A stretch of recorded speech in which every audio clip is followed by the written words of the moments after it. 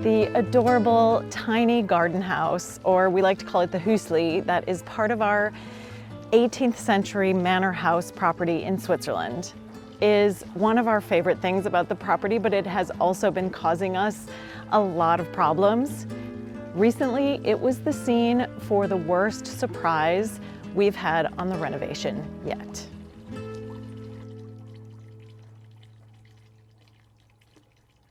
One thing we've learned in this process is that water can be hugely problematic.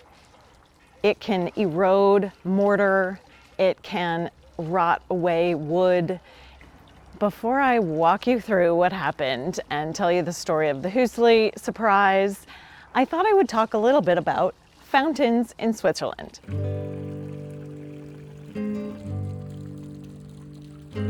Water is everywhere in Switzerland. It's a very fortunate country in terms of glacial rivers flowing down from the mountains, lots of water and lakes everywhere.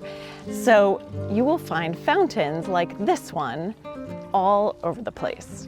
In the cities, they might be a little more ornate, and in the countryside or in the Alps, it might be as simple as a hollowed out log with a little spigot. But the thing about fountains in Switzerland is that unlike the ornate decorative fountains in some of our neighboring countries, fountains here are very functional. People interact with them. They'll stop by, wash their hands, and even take a drink.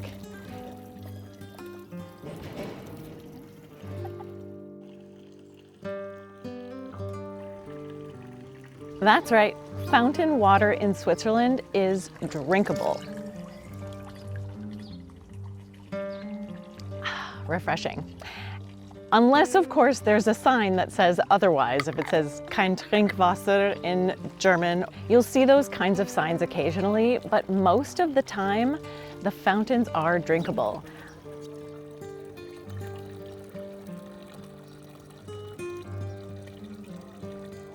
You see people all the time filling up their water bottles, even letting their dogs take a drink from the lower fountains that are specifically made for that purpose.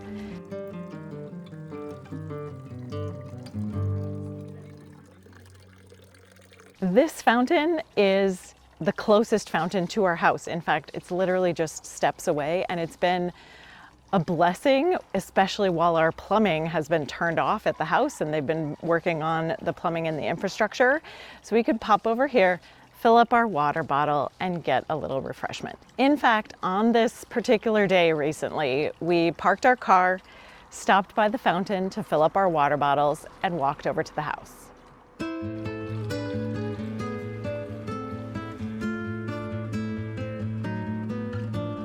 We walked past the Hüsli and to the garden gate, which is the closest door to enter the property from. And it's a good thing we came in that way on that particular day, because when we opened up the garden gate, the first thing you see is the door to the Hüsli. And I could hear the sound of running water. This was a bit alarming because I didn't think there was running water anywhere really on the property, and certainly not in the Hüsli. The next couple of minutes are a total whirlwind, and I barely got my phone out to capture any footage of it at all. But I pointed the sound of the running water out to Joe and I said, "What is that? What is going on?" We rummaged around, found the keys to the Hüsli, opened the door, and this was the scene we were greeted with.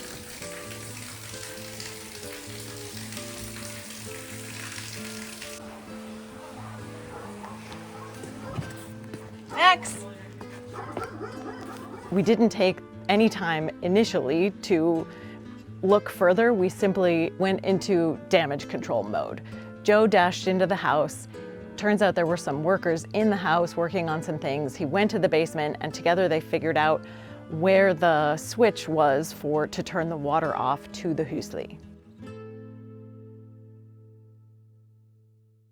At that point, with the water at least having been shut off, we looked down into the basement, which you can't actually get down into anymore because the stairs have been removed.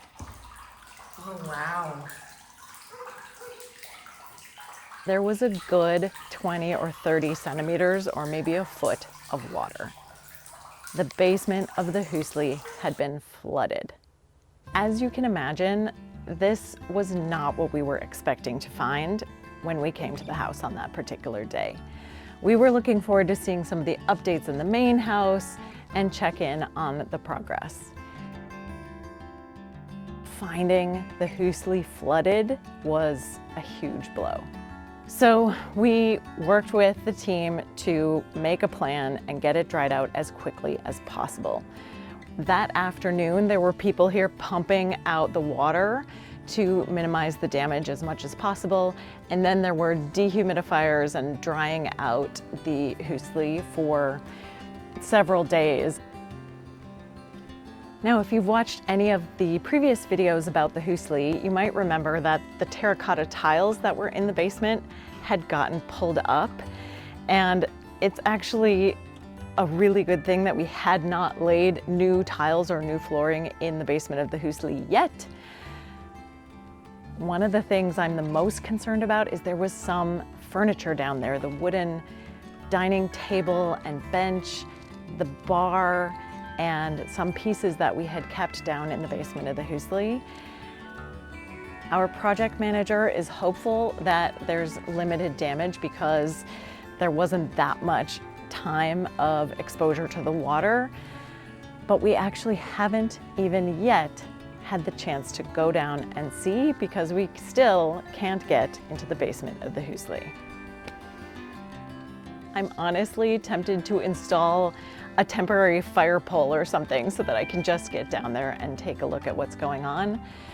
Because of the flooding, I've skipped over a few things, so let's go back and get caught up.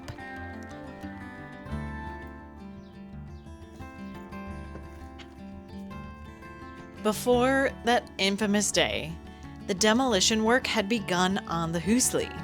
The tiny shower and sink area had been removed.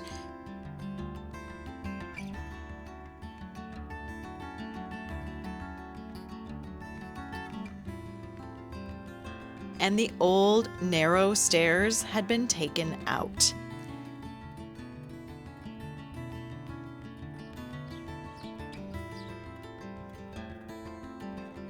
That's why there's a big hole in the floor and also in the ceiling, and why we can't get to the basement or up into the attic at the moment. Pretty hard getting downstairs though. Yeah, can't really do that right now. Or upstairs. Yeah, or upstairs. Do you want me to vault you up there? No. But it is quite dark up there. Yeah. With that window shut. Well, they've closed the shutters on the windows, yeah, so it's super dark. Yeah, that's what I'm saying. Yeah, this is, I forgot about this They part. saved the door frame. Yeah, but this is cool. This is awesome.